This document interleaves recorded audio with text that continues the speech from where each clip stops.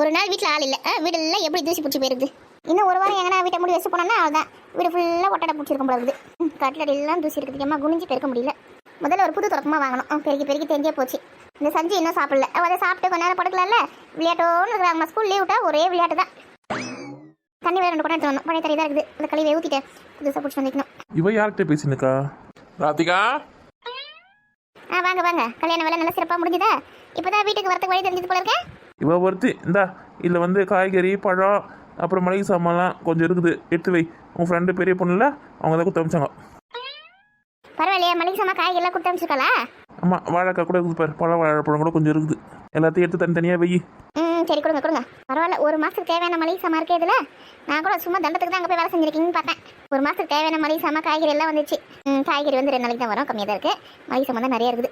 நான் வேணாம் தான் சொன்னேன், அந்த பொண்ணு தான் அடம் பிடிச்சி எடுத்துன்னு போங்கன்னா நிறைய இருக்குது அப்படின்னு சொல்லி கொடுத்து அமிச்சா. என்னது வேணும்னு சொன்னீங்களா? அப்படியே வீட்டில் அப்படியே எல்லாமே கொட்டி கிடக்குது, மளிகை சாமான் காய்கறியிலேருந்து எல்லாமே கொட்டி கிடக்கு சொல்லிட்டு வேணாம் சொல்லிட்டு வந்தீங்களா? அந்த பொண்ணை வம்படிச்சு கொடுத்துருக்குறா. உங்களுக்கு திமிர பத்தியா? ஏண்டி அவங்களே கடனை உடனே வாங்கி கஷ்டப்பட்டு கல்யாணம் பண்ணுறாங்க, அவங்க கிட்ட போய் அத்தை கொடு இத்தை கொடு கேட்டு வேணாம் முடியுமா? அதான் வேணாம், நீங்கள் வச்சுக்கோங்க, உங்களுக்கு வந்து தேவைப்படும் அப்படின்னு சொல்லிட்டு நான் சொன்னேன். அந்த பொண்ணை நிறைய தானே இருக்குது, எடுத்துமோங்க வம்படிச்சு கொடுத்துருக்கா. குடும்ப நடத்துறவங்க கஷ்டம் தெரியும். இது இருந்தால் எனக்கு ஒரு 500 1000 மிச்சமாகுது பாருங்க இந்த பொருளால். நீங்கள் வேணாம் வேற சொல்லிட்டு வந்திருக்கீங்க. கொஞ்சம் நேரம் இருங்கண்ணே, அந்த ஸ்வீட்லாம் இருக்குது, கொஞ்சம் நிறைய கொடுத்து அனுப்புகிறேன் அப்படின்னு சொல்லிட்டு சொன்னாங்க. நான் தான் டைம் ஆகுதுமா அப்படின்னு சொல்லிட்டு வந்துட்டேன். நீலா மனசுனா குழந்தை குட்டிங்க இருக்குது, வீட்டில் பொண்டாட்டி இருக்கா, அம்மா இருக்கா, அக்கா பக்கத்தில் அக்கா எல்லாரும் இருக்காங்க. அவங்களுக்குலாம் கொடுத்தாங்கன்னா சாப்பிட மாட்டாங்களா? எதுக்கு வேணாம் சொல்லிட்டு வந்தேன். எந்த வாங்கி வர வேண்டி தானே, யாருக்கு பிடிச்சது ஆறி பிடிச்சின்னு ஓடி வந்துட்டாங்க. இந்த எருமை ஊசினா அப்படியே அலைவா. ஆமாம், நான் தான் அலையிறேன் அப்படியே. நேற்றுலேருந்து கல்யாணத்துக்கு கஷ்டப்பட்டு வேலை செஞ்சு தான் வரீங்க, அதனால அவங்க கொடுக்குறாங்க, சும்மா கொடுக்குறாங்களே. எதுக்கும் ஒரு அளவு இருக்குடியா. 100 ரூபாய் கொடுத்தா கடையில் ஸ்வீட் கிடைக்க போகுது, அப்படியே ஓசின்னு அலைவா அப்படியே. குடும்பம் நடத்துறவங்க தானே கஷ்டம் தெரியும், உங்களுக்கு எங்கே தெரிய போகுது. ஓசியில் அப்படி இப்படி வரது வச்சு தான் கொஞ்சம் ஓட்ட முடியும், ஒரு 10 ரூபாய் 20 ரூபாய் சேர்க்க முடியும். அது தெரியுதா இந்த கூப்பிட்ட மனுஷனுக்கு? இப்போ வந்ததுமே பசங்க ஸ்நாக்ஸ் வாங்கி கொடு, இல்லை கடைக்கு போய் வாங்கி கொடு, ஸ்கூல் போகும்போது வாங்கி கொடுன்னு சொல்லுங்க. ஒரு 10 ரூபாய் 20 ரூபாய் மிச்சம் ஆகும்ல, இதில் லட்டு கிட்டு குலோப் ஜாம்லாம் கொடுத்து அனுப்பிச்சிருப்பேன். அதை வச்சு ஒரு வாரத்துக்கு நான் ஓட்டியிருப்பேன். ஏன் தான் இந்த மனுஷன் இப்படி கூறு கட்டுறதுலாம் இருக்கான்னு தெரியல. இந்த மாதிரி ஒரு ஆளை கல்யாணம் பண்ணி நான் படுற அவஸ்தை இருக்கே, அந்த கடவுளுக்கு தான் தெரியும். கௌரவனே வாழ்வான் ஊருக்காகவே. 4 பேர் என்ன சொல்லுவாங்க, 4 பேர் என்ன சொல்லுவாங்க. 4 பேர் தான் பசங்க ஃபீஸ் கட்டுறதுக்கு காசு எல்லாம் கொடுப்பாங்க. அந்த 4 பேர் அப்போலாம் எங்கே போயிடுவாங்கன்னு தெரியல. முந்திரி பருப்பு கொடுக்குறேன்னு சொன்னா, முந்திரி பருப்பு இருக்குதா? இருக்குது, கொஞ்சம் முந்திரி இருக்குது, திராட்சை இருக்குது, பாதாம் கொஞ்சம் இருக்குது. மிளகா தனியாக வாங்கி கொஞ்சம் மிளகாத்தூள் அரைச்சிட்டுனா கொஞ்சம் நல்லா இருக்கும். கொஞ்சம் மிளகாத்தூள் தான் இருக்குது, காலையாத்துக்குள்ள அரைச்சி வச்சிடணும். பருப்பு, அரிசி, மிளகு, ஜீரகம், வெந்தயம், சுக்கு எல்லாம் போட்டு அரைச்சினா கொஞ்சம் நல்லா டேஸ்ட்டாக இருக்கும். ஆண்டு வரும். அதா என்னடி எதுக்கு வேலை விடணுக்கா? தொடப்பத்தை வேறு வழியிலே போட்டு வச்சிருக்கா. பெருக்கிற எடுத்து ஓரமாக வைக்கணும் கிடையாது உங்களுக்கு. இன்னும் பெருக்கே முடிக்கல, எடுக்காதுங்க அங்கே இருக்கட்டும், பார்த்து பெருக்கிருக்கேன். இந்தாங்க. என்ன தெரியுது, உங்கள் பிள்ளை கல்யாணத்துக்கு வாசிச்சுட்டு வந்தால, அதனால் அந்த பொண்ணு வந்து காய்கறி மளிகை சாமான் கொடுத்து அனுப்பிச்சிருது. அதெல்லாம் கொஞ்சம் எடுத்து வைக்க. இதெல்லாம் எதுக்கு அவன் வாங்கி வரான்? அவங்களே பாவம் கஷ்டப்பட்டு கடனை உடனே வாங்கி கல்யாணம் பண்ணுறாங்க. அவங்களுக்கு இருக்கிற சொல்லிட்டு கொடுத்துட்டு வர வேண்டியது இதெல்லாம் இது பண்ணாரா? அதானே பார்த்தேன், அவருக்கு இந்த பழக்கம் எங்கேருந்து வந்ததுன்னு. எல்லாம் உங்ககிட்ட இருந்து தான் வந்துருக்கு போல இருக்குது. ஏன் கொடுக்குறவங்களுக்கு தெரியாதா? அவங்களுக்கு இருக்குதா இல்லையான்னு சொல்லிட்டு அவங்ககிட்ட நிறைய இருக்கு சொல்லிட்டு நம்ம கொடுத்து அனுப்பிச்சிருக்காங்க. போங்க ஏதாவது தனித்தனியாக எடுத்து வைங்க. பழம் தனியாக ஒரு தட்டில் எடுத்து வைங்க, காய்கறிலாம் எடுத்து வைங்க, மளிகை சாமான் எடுத்து டப்பில் போட்டு வைங்க. அவங்க கொடுத்தாலும் இவனை வாங்கி வந்திருக்கான் பாரு. கொடு. இதுங்கெல்லாம் வச்சு நான் எப்படி குடும்பம் நடத்துறது?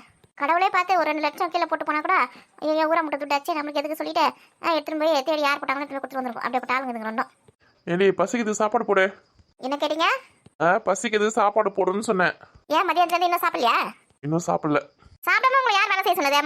மணி 3 கிட்ட ஆக போகுது. இவ்வளோ நான் சாப்பிடாம இருப்பீங்க? ஏண்டி அங்கே வேலையே கரெக்டாக இருந்தது.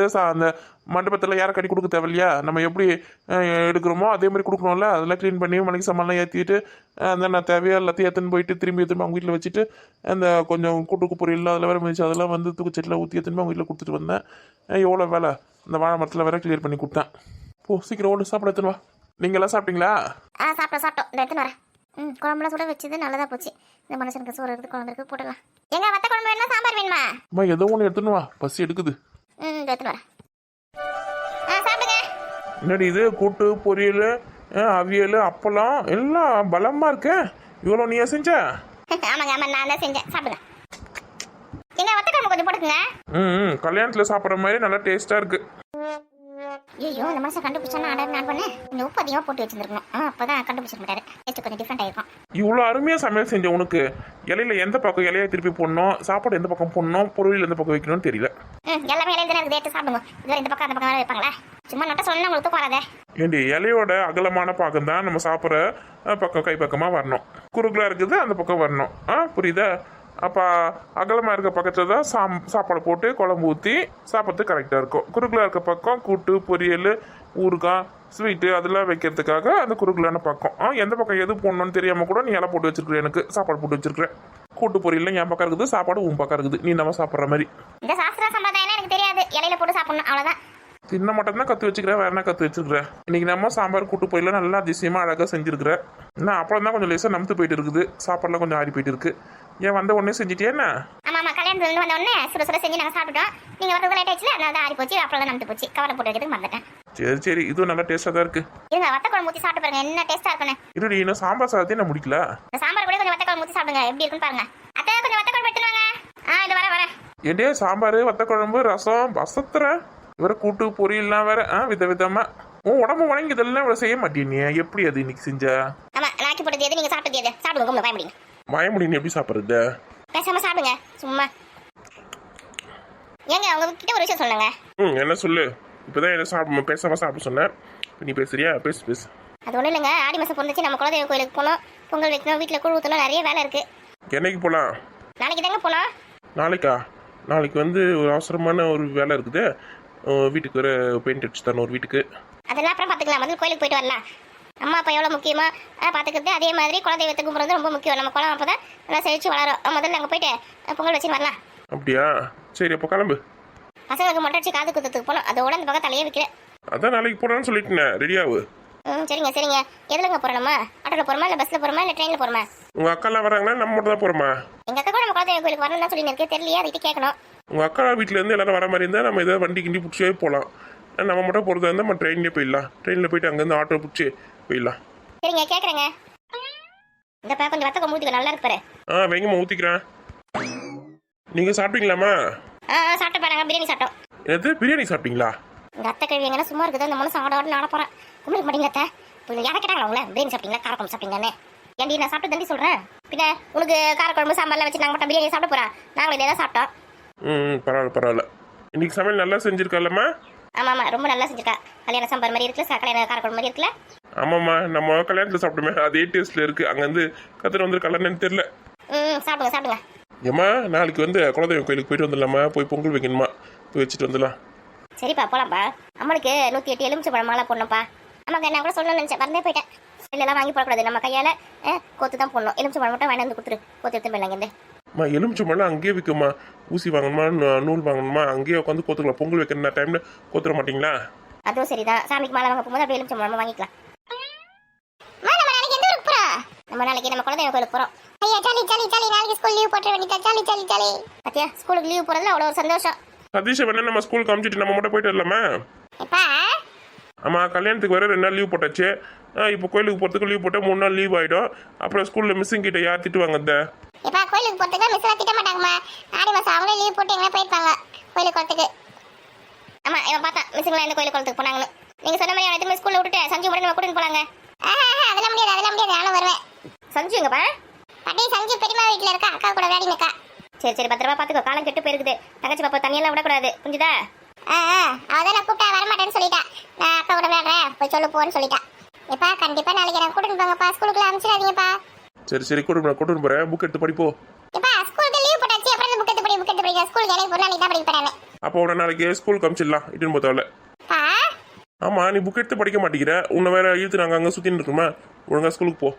உங்களுக்கு படிக்கணும் அவ்வளவுதானே? இருங்க சஞ்சு கூட்டிட்டு வரேன். சஞ்சு வா புக் எடுத்து படிக்கலாம். இவனை புக் எடுத்து படிக்க சொன்னா அவளை கூட்டு வரதுக்கு போயிருக்கான் பத்தியா? அவன் புக் எடுத்து படிக்கணும்னு சொன்னதே பெரிய விஷயம், படிக்கிட்ட விடுங்க. ஆமா, 2 நாள் 3 நாள் புக் எடுத்து படிக்கலன்னா அதுக்கப்புறம் டச் விட்டு போயிடும். அதுக்கப்புறம் படிக்கணும்னா கஷ்டமாயிடும். படிக்கணும், டெய்லியும் படிக்கணும் புக் எடுத்து.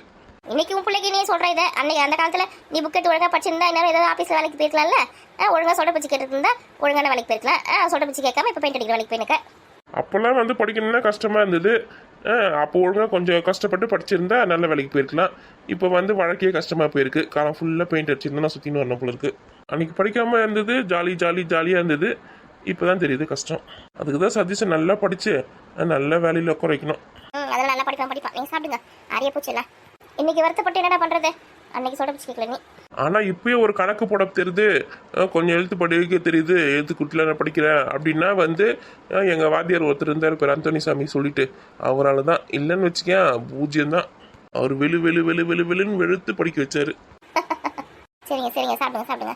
அதே மாதிரி ஒரு வாத்தியார் சர்வீஸ் கிடைக்காம போயிடுவாங்க, அவங்களும் வெளுப்பாங்க. அதுக்காக காலையில் 6 மணிக்கெலாம் வீட்டிலேருந்து கிளம்பினா தான் 8 மணிக்கு நம்ம கோயிலுக்கு போக முடியும். சீக்கிரம் பொங்கல் வச்சிங்கன்னா வர முடியும். இல்லைன்னா மதியானத்தில் வெயிலில் மாட்டிப்போம், இல்லை பொழுது போச்சுன்னா மழை வர வருது. புரியுதா? காலை சீக்கிரமாக கிளம்பு. சரிங்க அத்தை சரிங்க அத்தை. இங்கே பாரு, இதே மாதிரி நீ சொல்லிக்கிட்டு இருந்தே வச்சுக்க, அவ்வளோதான் உனக்கு. நிச்சயமாக தாண்டி சொல்கிறேன். உன்னை வந்து இன்னொருத்தவங்க வீட்டிலேருந்து நாங்கள் வாங்கி வந்தோம். அப்படியே சொல்கிறேன்? நிச்சயமாவா? ஆமாம் நிச்சயமாக தான். ஓ, அதனால தான் அம்மா நான் எது கேட்டாலும் திட்டுறாங்களா என்ன? ஆமாம், அவங்க 10 மாதம் சுமந்து பெற்ற பொண்ணு நான் தானே. அதனால தான் நாங்கள் எது கேட்டாலும் எனக்கு வாங்கி தராங்க, நான் எது கேட்டாலும் எனக்கு செய்கிறாங்க. நீ எது கேட்டாலும் உன்னை திட்டுறாங்க பற்றியா? இல்லைருந்து நீ தெரிஞ்சுக்கோனா உன்னை இன்னொருத்தவங்க வீட்டிலேருந்து தத்து எடுத்துன்னு வந்திருக்காங்கன்னு. பேசாம நான் அந்த வீட்லேயே இருந்திருக்கலாம். என்ன எதுக்கு இங்கே தத்து எடுத்துருந்தாங்கன்னு தெரியல. எங்கள் அப்பா அம்மா என்ன வளர்க்க மாட்டா சொல்லிட்டாங்களா? ஆமாம், நீ வேற பார்க்கறதுக்கு குள்ளமாக கருப்பாக கண்ணாடியில் போட்டுருக்கல, அதனால அவங்களுக்கு உன்னை பிடிக்கலையா, அதனால கொடுத்துட்டாங்க அம்மா கிட்ட. அம்மா தான் பாவம் பார்த்து உன்னை கூட்டிட்டு வந்து இங்கே வளர்த்துனுக்காங்க. பிடிக்கலையா அவங்களுக்கு? அண்ணா உன்னெல்லாம் நம்பவே முடியாது. இரு, நான் அம்மா கிட்ட கேட்குறேன். ஏய், தூங்குறவங்களை எழுப்பதே திட்டுவாங்கடி. மா மா தூங்கி தானே இருக்கேன், டிஸ்டர்ப் பண்ணாத போ. மா, முக்கியமான ஒரு விஷயமா, எந்திரிங்கம்மா. என்ன சொல்லு மா, எந்திரிங்கம்மா. அம்மா, இந்த பசங்க கேட்டீங்கன்னா நிம்மதியாக தூங்க முடியுதா? கொஞ்சம் நேரம் தூங்கிட்டு இந்த துணிங்களை துவச்சி போட்டுடலாம் பார்க்குறேன் நான். இந்த முதுகு வலி சொல்லிட்டு கொஞ்ச நேரம் படுத்துன்னு இருக்கேன். இந்த எழுப்பி இருக்காப்ப. என்ன தாண்டி பிரச்சனை உனக்கு? ஏம்மா, என்னை வேற வீட்டில் இருந்தம்மா தத்து எடுத்துன்னு வந்தீங்க? ஆமாம். அம்மாவை சொல்லிட்டாங்க பத்தியா, உன்னை வேற வீட்டுல இருந்தா தத்து எடுத்து வந்திருக்காங்க. ஏமா, தூங்கினே பதில் சொல்லாதீங்கம்மா. எழுந்திருங்கம்மா, எந்திரிச்சு உட்காருங்கம்மா. ஐயோ, தலை வலிக்குது வேற எனக்கு. எழுந்திருங்கம்மா, முக்கியமான விஷயம் பேசும்போது தான் தூங்கி நிற்பீங்க. அப்புறமா தூங்கிக்கலாம் நைட்டுக்கு. எழுந்திருங்க. எந்திரிச்சா வச்சுக்கா. இப்போ உன்னை வல்லாசி தலை போறேன் பாரு. எங்கன்னா கொஞ்ச நேரம் தூங்க விடுறீங்களா? எங்கன்னா கொஞ்ச நேரம் தூங்க விடுறீங்களா? எதுக்கு இப்போ தலைமாட்டா நின்று கத்தி இருக்கா? அம்மா, இவ சொல்றா நீங்க என்னை வந்து வேற வீட்டுல இருந்து தத்து எடுத்து வந்துட்டீங்களா, அதனால தான் நான் எது கேட்டாலும் எனக்கு செய்ய மாட்டீங்களா, என்னை இப்போ தான் திட்டினே இருக்கீங்களா? உண்மையா அது சொல்லிட்டு தூங்குவா. ஆனால் உங்கள் 2 பேர்கிட்டயும் மாட்டிங்க. நான் படுற அவஸ்தை இந்த கடவுளுக்கு தான் தெரியும். அம்மா, நான் கேட்டதுக்கு பதில் சொல்லுங்கம்மா. என்னென்ன பேசினிருக்கீங்க? ஆமாம், உன்னை மட்டும் தத்து எடுத்துன்னு வரல, அவளே இருந்தால் வேறு வீட்டில் தத்து எடுத்துன்னு வந்தேன். திரும்ப அந்த வீட்டுக்கு போயிடுவா. அப்போ சொல்கிறது உண்மை தானே? எருமை கொஞ்ச நேரம் வாய் வச்சு சும்மா இருக்க மாட்டியா? எங்கன்னா தூங்க விடுங்களா? 2 பேரும் போய் சாமான எடுத்து போட்டு தொலைக்குங்க போங்க. நான் தான் இந்த வீட்டு குழந்தையே கிடையாது, அப்புறம் நான் எதுக்கு சாமான்லாம் கழுவுனா? அவளே செய்ய சொல்லுங்க எல்லா வேலையும். ஓ, இது உன் வீடு தானே? இந்த வீடை வந்து பங்குனுக்கு தானே தரப்போகிறாங்க. நான் தான் வேறு வீட்டு குழந்தையாச்சே. இப்போ அம்மா சொல்கிறாங்கப்பா, சாமான்களுக்கு வீட்டை பேருக்கு துணி தூயி எல்லா வேலையும் செய். நான் ஜாலியாக ரெஸ்ட் எடுக்க போகிறேன். ஐயோ, நம்ம விளையாட்ட சொல்லி இப்போ நம்ப மாட்டேங்கணுமே. ஆமாம், இவளை தத்து எடுத்துட்டு வந்தாங்க. இவ பார்த்தா இவ தாம்மா சொன்னேன். ஏமாக்கா, சும்மாவே இருக்க மாட்டேனே. அம்மா, சும்மா விளையாட்டுக்கு சொன்னம்மா. உங்களுக்குலாம் வேலை பட்டி இருந்தால் சரிப்பட்டு வரும். போய் 500 பேக் இருக்குல்ல, அந்த பேக் எடுத்துன்னு வாங்க. நான் துணி துவச்சி போடலாம். இப்போ கடைக்கு போயிட்டு துணி போட்டு வாங்கிமா. என் டவுட்டை நீங்கள் என்ன கிளியர் பண்ணல. என்ன வேற வீட்டில் இருந்து தத்து எடுத்துட்டு வந்தீங்களா இல்லையா? இந்த வயிற்றுல தான் 10 மாதம் சுமந்து பெற்றேன். போ எருமை மாடே. அப்புறம் ஏம்மா நான் இது கேட்டாலும் திட்டுறீங்க? மதியம் கூட அப்பா பிரியாணி வேணும் சொல்லிட்டு நான் அவ்வளோ திட்டினீங்க. நானும் நீங்கள் வயிற்று சுமந்து பெற்ற குழந்தை தானே? ஆமாம், நான் சுமந்து பெற்ற குழந்தை தானே. போ துணி போடும்போது வேணும், துணி துவச்சி காய வைக்கலாம். வெயில் போச்சுன்னா அப்புறம் துணிலாம் காயாது. போ நம்மளோட ஃபீலிங்ஸ்க்கு ஒரு மரியாதை கொடுக்குறாங்களா? இங்கே எவ்வளோ ஒரு ஃபீலிங்கோட நான் பேசினிருக்கேன். அவங்க என்னென்னா துணி துவச்சி காய வைக்கிறதுலேயே குறியாக இருக்கிறாங்க. துணி போட்டு போய் வேணாமா. ஒருவேளை மக்கா சொல்கிற மாதிரி நம்ம வேறு வீட்டில் இருந்தால் தத்து எடுத்து வந்திருப்பாங்க, மறைக்கிறாங்க. எனக்கு இருந்தாலும் ஒரு உண்மை வெளியில் வந்து தானே ஆகணும். உண்மை வெளியில் வரும்போது பார்த்துக்கலாம். போய் போட வேணாம், ஓடு. காசை கட்டி வேண்டி வச்சுக்க மாதிரி போ. அப்பா கிட்ட கேட்டால் தெரிஞ்சு போயிடும் உண்மை.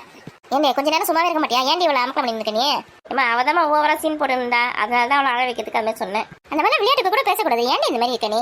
சரி, துணி எடுத்து போடு. அம்மா வந்து துவச்சி தரேன். நீங்கள் வந்து நீ வந்து அலசி கூட அவள் வந்து காய வைக்கிறோம். ஏதோ 5 நிமிஷம் 10 நிமிஷம் போட்டு அவுத்துக்கு எத்தனை ட்ரெஸ்? ஒருத்தருக்கு 3 செட்டு. நல்ல ட்ரெஸ் சும்மா அலசி காய வச்சிடலாம். ஏம்மா, மாமா வீட்டுக்கு ஃபோன் பண்ணி கேட்டியா எதுக்கு கல்யாணத்துக்கு வரல அவங்கன்னு?